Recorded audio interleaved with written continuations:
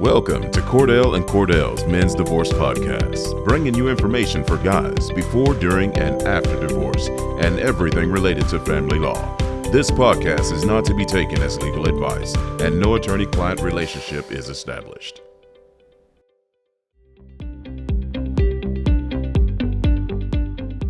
Welcome to another episode of Men's Divorce Podcast by Cordell and our attorneys here at Cordell Cordell. If you are seeking our assistance, please feel free to schedule a virtual consultation by calling 866-DADS-LAW or visiting CordellCordell.com. Today, we are going to be discussing parental alienation. And before I get started on that, I will go ahead and introduce myself. I am Marcie Patton-Coffman. I am a senior litigation partner here at Cordell, working out of the Cincinnati office. And I am here today with Jennifer. Jennifer, you want to go ahead and introduce yourself? Sure. My name is Jennifer Albano. I am one of the lead litigators out of the Tampa office, and I've been with the firm just about 10 years. All right. Well, thank you so much for taking the time and speaking with us today. And as I said before, we are going to be talking about parental alienation, how to identify it, prove it, treat it. It is a very complicated issue, and I think a lot of people need to know a little bit more about it. So with that being said, can you tell our viewers just in general, what is parental alienation? Sure. So parental alienation essentially occurs when a child is refusing to have a relationship with one parent, and it is often due to the manipulation of the other parent on the children. All right. And how do you identify parental alienation when meeting with a client? Is this something that a client brings to you as a concern, or do you ask certain questions to determine whether or not it's an issue that's going to be a part of your case? Sure. So when meeting with a client, whether or not it's in an initial consultation or a first appointment, I often let the client kind of give me a narrative and explain what's going on. And if I hear from a client, that mom's keeping me from the kids, or the kids are refusing to come over, if the kids are refusing to communicate with me on the phone, things like that, it kind of piques my interest to make sure that I'm asking a little bit more in-depth questions about, okay, well, why aren't the kids wanting to spend time with you? What's going on? And so there is a 5-factor model to kind of identify parental alienation. And I can kind of just touch on some of the things that I ask my clients about so I can determine whether or not parental alienation is an issue in a case. So if there is contact resistance of refusal by a child, that essentially means that the child or the children are refusing to have communication with or spend time with an alienated parent. That's one way that I would assume that there's alienation present. If there was the presence of a prior relationship between the child and the parent, so let's say, the child and dad used to have a great relationship, but now the child won't speak with or see dad, post breakup with mom, that could possibly be due to alienation. If there's an absence of abuse, neglect, or any seriously deficient parenting on the part of the rejected parent. So, if there's no history of abuse or neglect, that could very well be a sign of parental alienation. Even in cases where there was a history of abuse, parental alienation can still be present. Maybe the child and dad repaired their relationship, but then later on, the child was reminded about the abuse by the alienating or the preferred parent, and now they're rejecting dad. And I wanted to kind of clue our viewers in on that. You changed your word usage. There's target parents and there's the preferred parent.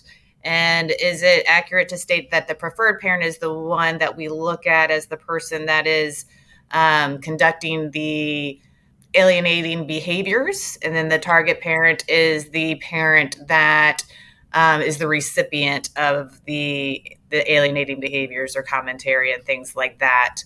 when we're talking about it in general. Is that an accurate way to put it? Yeah. So the parent who is being alienated is either going to be called the targeted parent, the rejected parent, or the alienated parent. So if we're Okay. talking about a situation where mom is the one alienating, that's the preferred parent. If dad is the one being alienated, he'd be the targeted, rejected, or alienated parent. And are there certain like strategies or behavior that are consistent for parents to look for as behaviors that are associated with a parent who is attempting to alienate a child? Yes. And so the research shows there are 16 different alienating behaviors and strategies. I'll just touch on some of them because I know 16 is a lot. Bad mouthing is one. Obviously, that's where the preferred parent is talking badly or making negative statements about the rejected or targeted parent. Sometimes this is directly to the child, or let's say mom, in this example, is the alienating parent. Mom's saying bad things about dad in front of others, but within earshot of the child because they know the child's going to pick up on that. And in these kind of situations where there's bad mouthing, the alienated parent is often seen as being unloving, unsafe, unreliable, unavailable. Limiting contact is another alienation strategy. This can be done slowly over a period of time. And oftentimes the goal of the preferred parent is to erase or eliminate the alienated parent entirely from the child. And if you have a court order in place and the parties are required to follow those court orders, how is that preferred parent getting, I guess the question really comes to, how is that preferred parent able to limit the contact when there's an order in place? Well, a lot of these cases happen obviously before an order is in place, but even with the cases where there is an order in place, the alienating parent comes up with lots of excuses. They're very good at saying, oh, well, I've scheduled activities during dad's time. Oh, the kids have an extracurricular activity. Oh, there's a play. Oh, they can't come. In a lot of these scenarios, the alienating parent will make up abuse, make false allegations to the court. And again, even though there's a court order, I mean, if the alienated parent doesn't do anything to enforce the court order, the preferred parent is going to get away with it. So, I mean, at that point, the alienating parent, who is now our client, has to have us initiate a court action, such as maybe a motion for contempt, a modification of a prior parenting plan to deal with these kind of issues. Okay. And I apologize, I know I interrupted you before, but you were saying that some of the tactics or behaviors of the preferred parent were bad mouthing, limiting contact. What are other examples of alienating behaviors? Interfering with communication, that's limiting phone calls, supervising calls, interrupting communication, scheduling calls when the kids aren't available. That's when a preferred parent may delete text messages or emails from the alienated parent. That could even be when, gifts or letters from the alienated parent are intercepted or thrown away. Withdrawal of love is another one where the preferred parent may withdraw their love as a result of the child having contact or speaking to the alienated parent. And can you provide an example of what that looks like? I mean, it's easy to say, and I know what you mean, but can you provide the example to our viewers? Yeah, absolutely. So, let's say the child has a phone call with dad. After the call, if let's say mom's the alienator, mom learns of the child having a call with dad, mom may be cold to child. Mom may not speak to the child the rest of the day. So in a way, mom is punishing the child for having this communication with dad, even if it's not spoken. It's kind of just a withdrawal of all positive association with the child because of this relationship the child's trying to have with alienated parent or dad. Okay. Thank you so much. Are there any other examples you'd want to share as far as different alienation tactics and or behaviors by the preferred parent? Yeah, there are a bunch more. So, telling the child that the rejected parent doesn't love them. Again, it could be direct or indirect, whether, mom may say to the child, dad doesn't love you, dad doesn't want to spend time with you. Or again, it could be indirect where they kind of make inferences to this kind of stuff, or they have communication with somebody else that's overheard by the child, where the preferred parent forces the child to choose between the parents. Sometimes mom could say, hey, do you want to spend time with dad or do you want to spend time with me? We're going to go to Disney, and, if you're going to be with dad this weekend, you're just going to be sitting at his house. So, letting the child pick, but, having something more fun planned with the preferred parent. A lot of times parents who are alienating will create the impression that the rejected parent is dangerous. Again, it could be an indirect or direct. Oftentimes, alienating parents will confide in the children about adult topics, adult issues. They'll talk about the issues that they had with dad during their relationship, talk about things going on in a possible divorce, things that are inappropriate to kind of get the child aligned with the preferred parent. Sometimes the favored parent will ask the child to keep secrets from the rejected parent. So there are a lot of different strategies. A lot of different ones. And on the counter to that, because I have, this is a term that comes up a lot in our practice, right? Yes. Where one parent might come in and say that, oh, she's alienating my kids, she's alienating my kids. But I've found that there is a difference between a parent performing, alienating tactics and those tactics having an impact on the kids. So I am also looking for how are these actions impacting your children? Because I found that children of a different age are impacted differently. Have you had that same experience?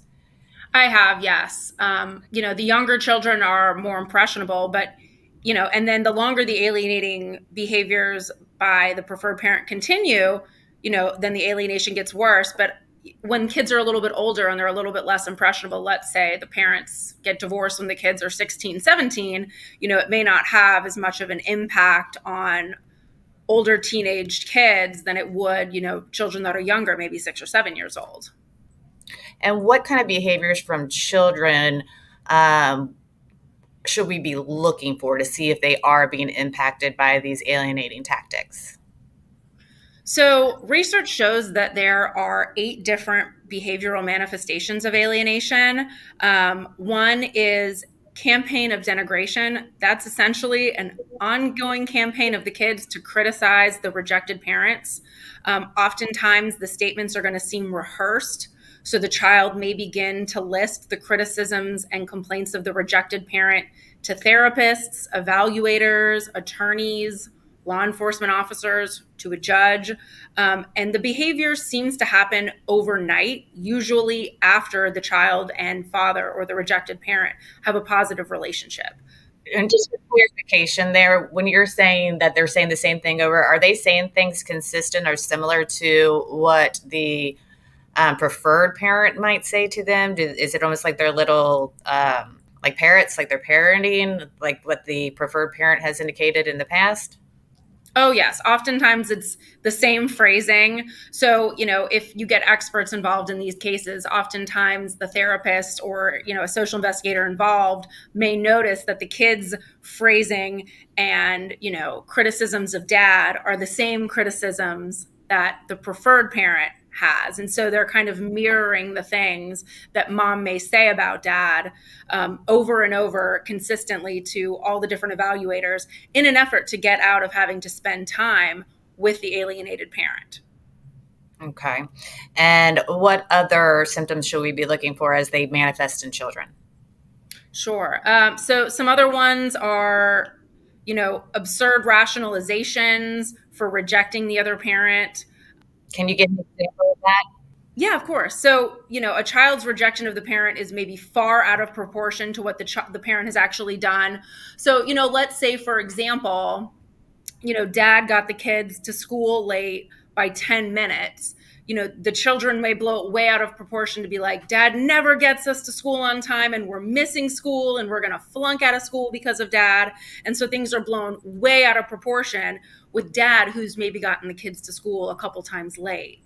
So it's kind of blowing everything essentially, like I said, way out of proportion. And a lot of times, kids will come up with all different rationalizations for rejecting the parent.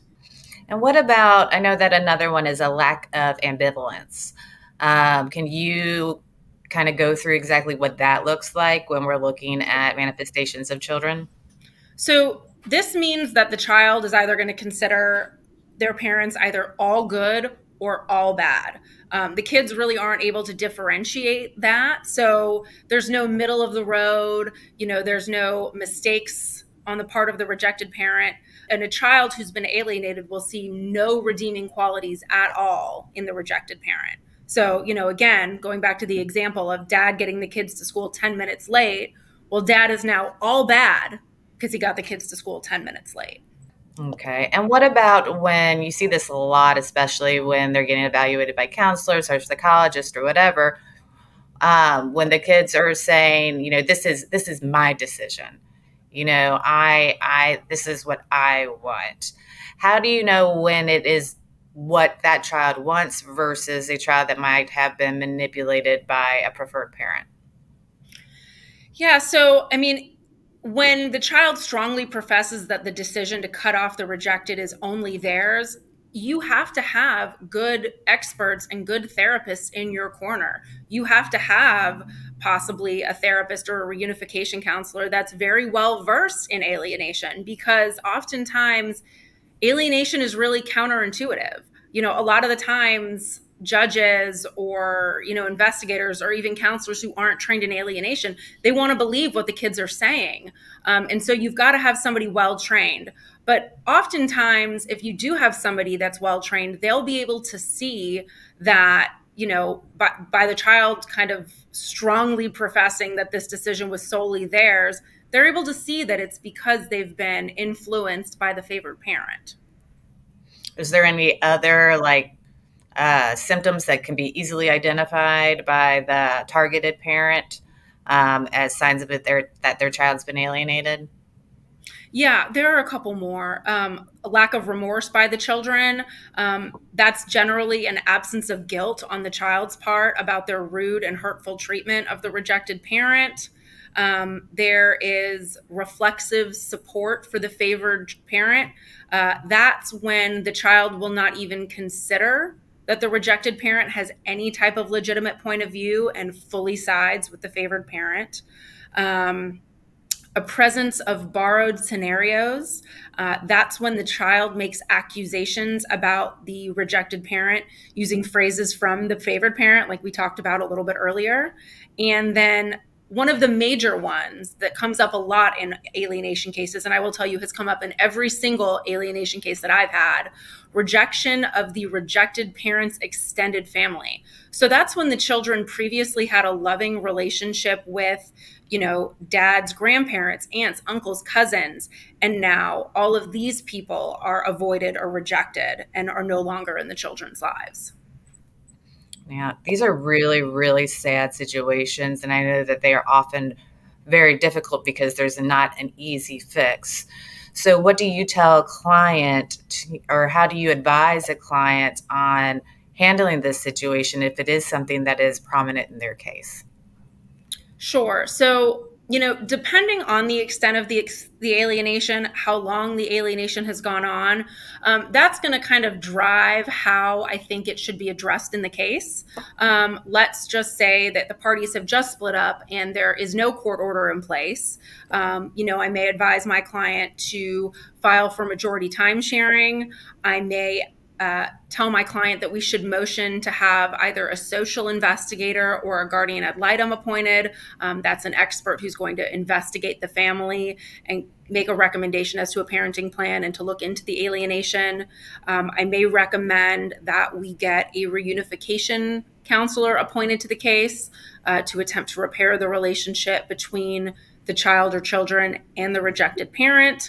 I may even, again, depending on the circumstances, advise our client that we might want to file either an emergency or an expedited motion to have the children removed from the alienating parent's custody and have them placed with the rejected parent in order to reunify the child and dad.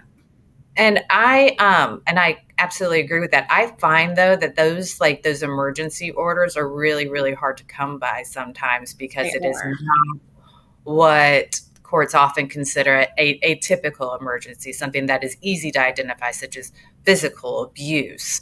What have you found that you've had to prove to be successful in those kinds of emergency orders?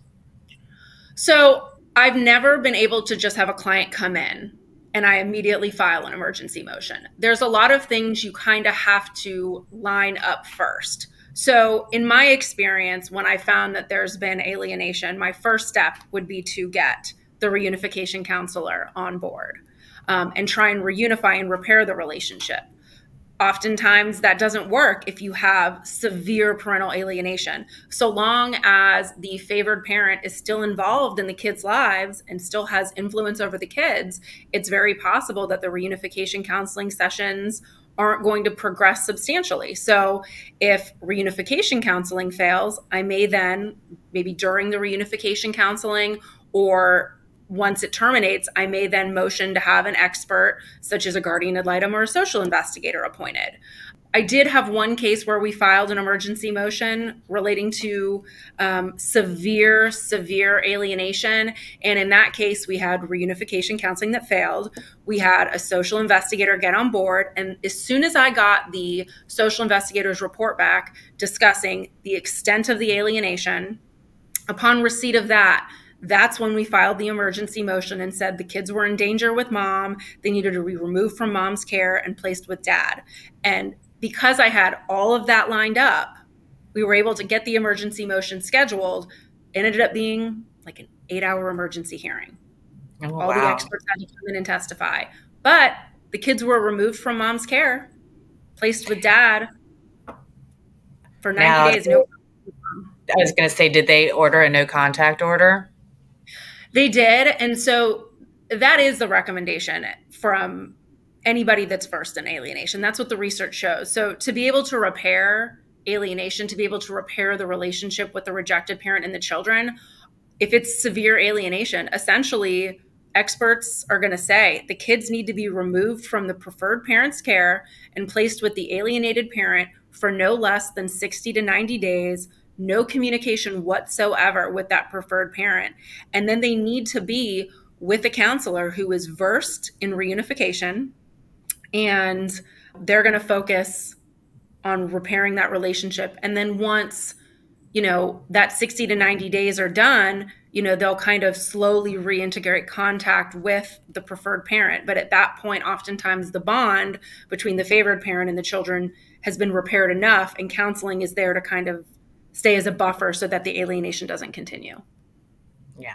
I mean, these are always I find them to be the hardest cases, and they're always the most difficult on the client, because even if you succeed in court, that doesn't necessarily fix the problem, right? It doesn't repair the relationship between the parent and the child. And I always feel like it's very important for our clients to know that going in. It's a lot of work after your case is done and completed in the court system. It doesn't just stop there. That's a lot of work involved in getting that relationship back to where it needs to be.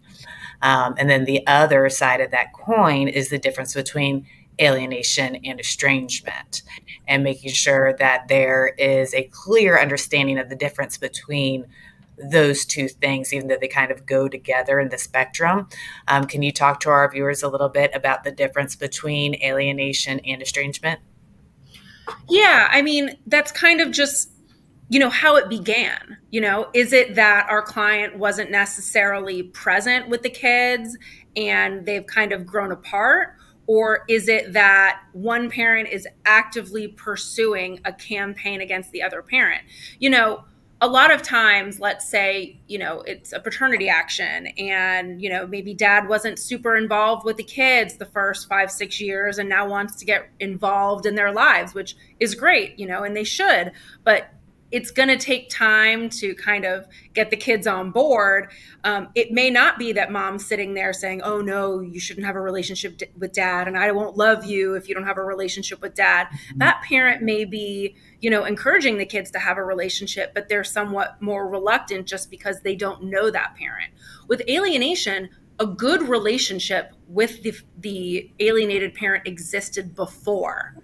And now something has happened that's kind of pulling the kids and the alienated parent apart, which again is typically the preferred parent. Yeah. And that's versus the, well, for lack of a better term in this circumstance anyway, the target parent doing something that pushed the child away. And that's really the difference. Correct. Yes. Okay. All right. Well, Jennifer, I thank you so much for coming on today and spending the time going over and talking about this issue. I know we could talk about it probably 4 hours because there is so much information that goes into these alienation cases, but we are out of time for today. So thank you again, and thank you everybody that has tuned in to watch us. Have a great day.